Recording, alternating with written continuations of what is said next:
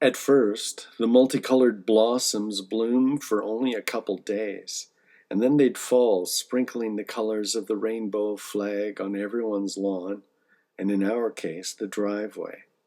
Teenagers and miscreants of all types would collect the flowers off the grounds because they were rumored to carry a drug effect of some sort. America's craving to escape through drugs is like a Frenchman's passion for snails. I'll try anything once is the motto they both follow. And those rainbow-colored flower blossoms. Of course. Of course they're going to try smoking that. And of course I haven't smoked rainbow tree blossoms. I never will. They're being looked at with an almost religious fervor, though. It's not like any drug. I have people walking around my trees and waiting for new flowers to grow. The first thing the rainbow leaf smokers experience is some sort of body ecstasy bliss. It's really gross to watch. They froth at the mouth when they explain later that they say that that's pleasurable. They actually like it, but when you see them, they're screaming. They can't see anyone when they're in the throes of it, and they roll anywhere, like right out onto the road, I mean. When it starts wearing down, they concentrate on their clothing. It becomes intensely itching. Everything becomes itchy, and they tear whatever they're still wearing off. Some of them even tear their hair off. Usually they strip before they start, but please don't think this is attractive. You hear people stripping, but you don't want to see these people stripping. And they have sores all over. No good-looking person ever tries this for some reason. Or maybe they automatically turn ugly when they do it. You tell me. The uncontrollable itching makes them look so anxious. I mean, look at anybody itch. It's not attractive. It should be a signal to people that we're not supposed to do that drug. But all the public nudity, I think that gives it kind of like a PR that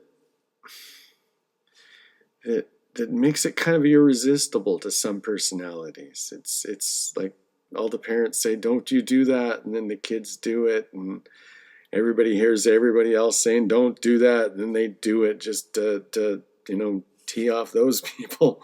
It's ridiculous. Every day I see nude people of all shapes and sizes running everywhere. They're running on the sidewalks, and they smash into each other. They don't seem dangerous as long as they don't smash into you.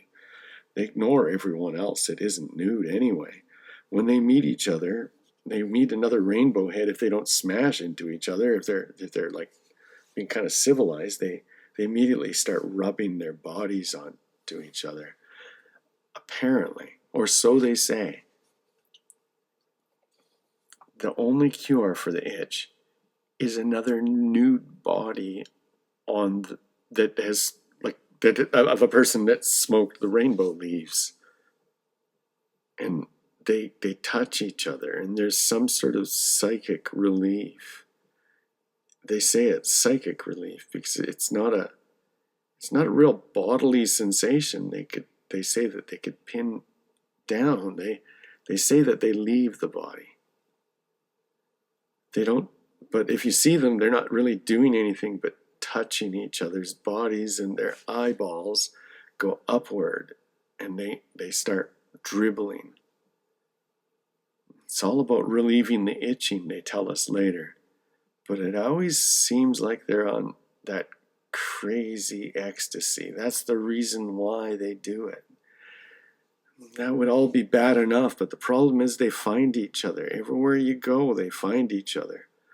Other nude people running around everywhere, and it's like they don't need any kind of radio antenna to find each other. It could be pitch black, and they'll find each other. And then you'll see a big pile of them. They get so big that they block the streets and whole intersections. Mall hallways, schools, universities, students can't get to class because the hallways are all clogged with itchy, writhing, nude people rubbing their bodies, red, screaming in itchy relief, ecstasy, bliss. That's what the universities have turn to nowadays. Some people say the universities are a hit, harder than anywhere else. There's even a strong movement to shut the universities down because of this. I, for one, wouldn't send my kids to a university if I could afford it. I wouldn't send them to, I'd pay them to not go to places like this. That hellish plague waiting for them to ruin them. I don't know how someone comes back from that. And the police don't arrest them. They just let it happen, and they direct traffic.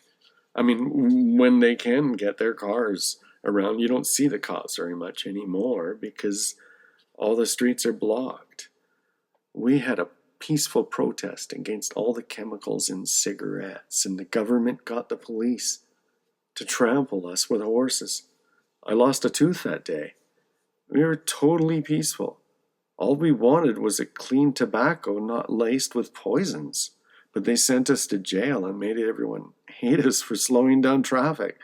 People waited for us to be released, and then they threw snowballs at us, which doesn't sound like a big deal, but it was August, and the snowballs were taken from a stockpile from these big freezers that turned them into solid ice.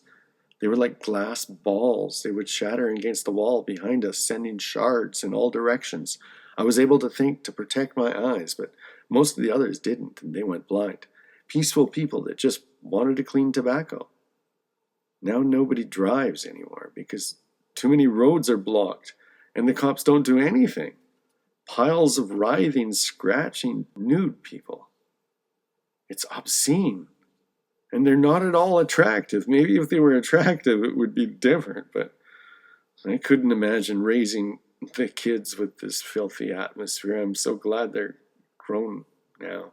What does it instill into a young mind to see all these bodies writhing with expressions that all look like pain, excruciating pain, and ecstatic pleasure at the same time?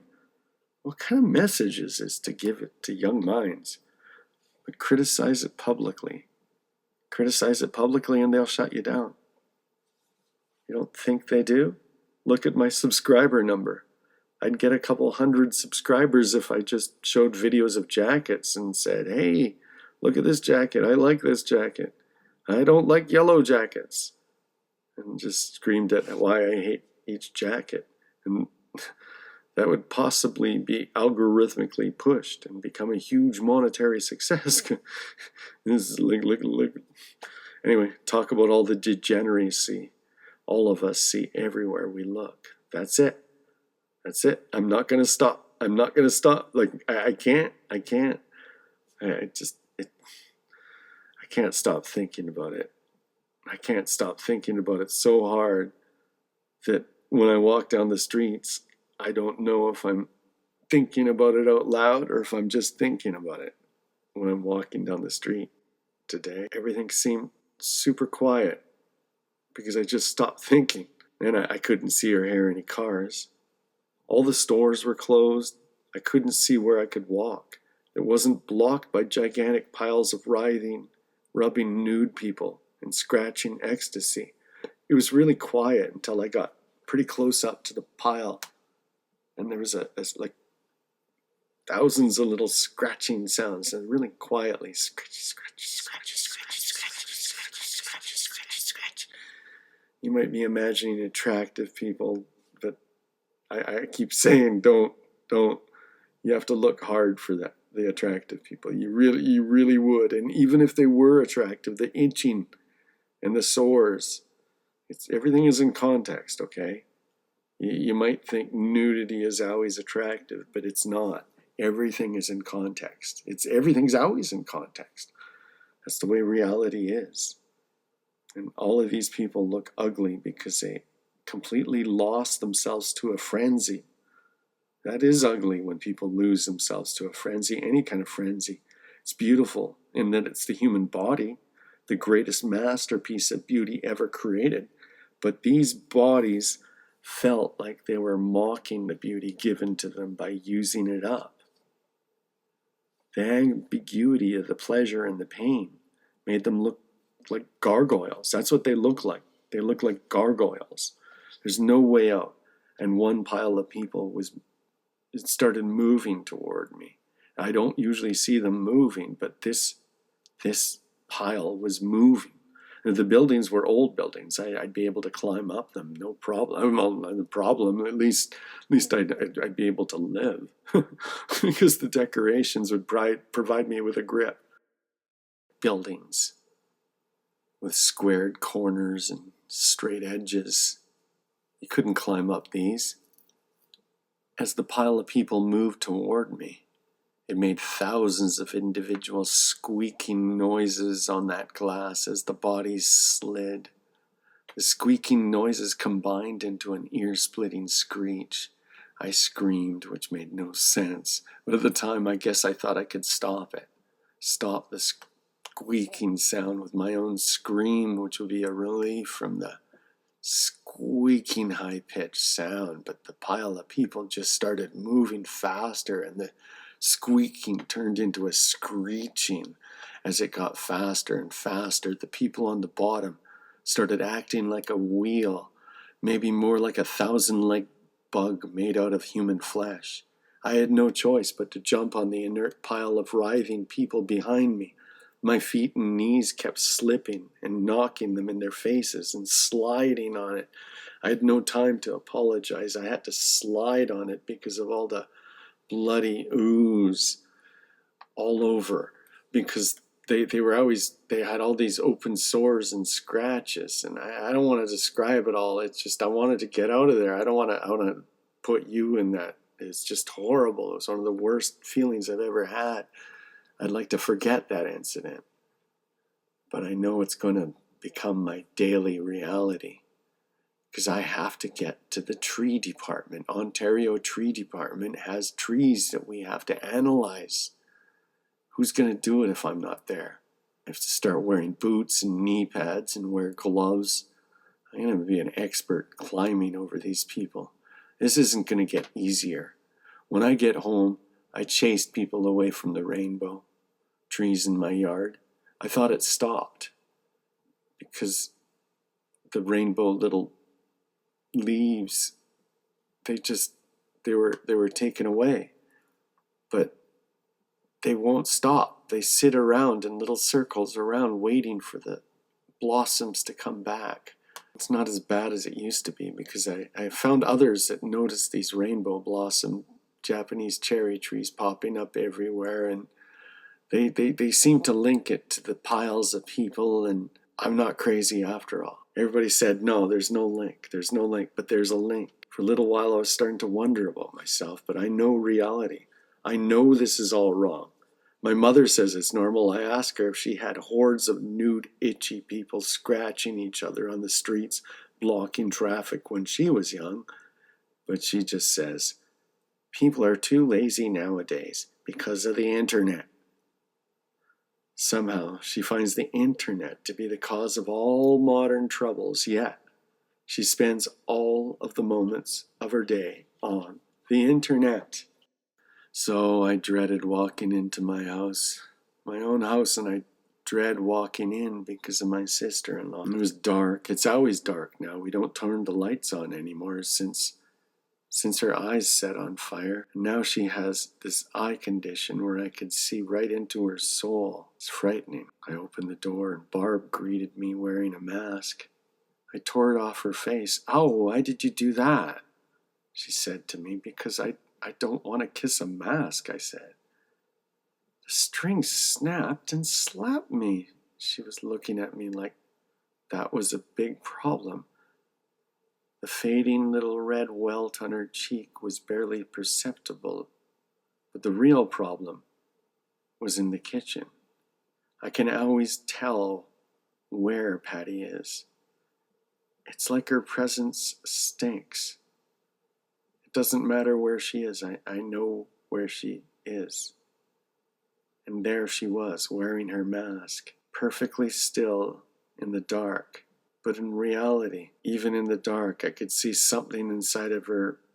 It's like it's bubbling. She can't be still. Even when she's perfectly still, something's bubbling forth. Just that, this feeling of control. It's what helps her scowl at all the reality except her authority figure dictating the reality to her. Reality? We've lost that concept so long ago. There used to be a painting style called realistic painting, but it was just copying photos. If the artist copied the reality, it would have a human quality. And that's what defines reality to us as humans. It would seem flawed as a result compared to the photographic reality, though, that isn't human. If the artist photographs the scene and copies the photo, it captures the aspect of reality technology can measure, which defines reality with its illusion of perfection. This is an insight that people don't know. We've forgotten this. It is a 100-year-old thought. Nobody's had it in 100 years. Is a photograph of a chair or a painting of a chair more real? Or are they equally unreal or real? Would a Van Gogh's painting of a chair communicated a level of reality that camera couldn't see? Well, that whole level of reality is non-existent to my sister-in-law. Where's your mask? The bubbling steam from her mouth asked me.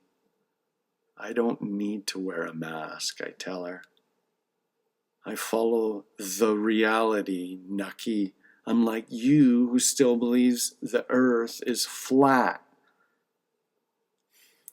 There's no the in front of reality, I tell her. If you have the reality, it implies there are multiple realities and you're in the reality. And by saying multiple realities, it makes this reality not real because it's not the reality. I'm not in the reality, I'm just in reality. It makes no sense unless it's a religious statement. But she doesn't get such things. She just says, I follow the reality, Nucky.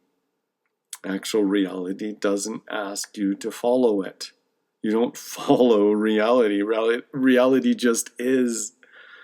If it asks you to follow it, it's not reality. It's just some cult. Put your mask on, she screamed. No, I screamed back. But she just retorted by screaming over and over, put your mask on, put your mask on, put your mask on. That's what she does. She just says something over and over and overpowers you with her volume. That's her technique. That's her patent technique. And looking at her eyes were deranged. I told you how I could see her soul inside of her eye, and you could see it inside of that soul. You're going to have nightmares. I couldn't handle it, and I ran down to my garage, and I heard the lock click after I shut the door. Lock me out of my own house, I screamed, and kicked the door. But I hurt my foot because I wasn't wearing shoes. I opened the garage door, and then I heard the tree in our driveway was softly crying. I walked closer to it and noticed its branch was dripping. Drip, drip on my finger. Look under the light, it was red blood. Slidey, someone broke its branch off. And it was crying. So I started petting it, just as an automatic reflex, and it stopped crying, still making a shaking, sniffing sound. But I could tell it was comforted. Tune in next episode where we find out, will Nucky ever get rid of his sister-in-law? And how can a tree cry? And will he find out why? And listen to Nucky Try next episode. Look at the links below for my books. I have a bunch of them. El Shaddai 2 is the one you should buy first. And the Trump book, everyone should buy the Trump book, even if you hate him or if you love him. It doesn't matter. Because it's for both of you, equally. And I have other books. Check it out. and like and subscribe. Subscribe.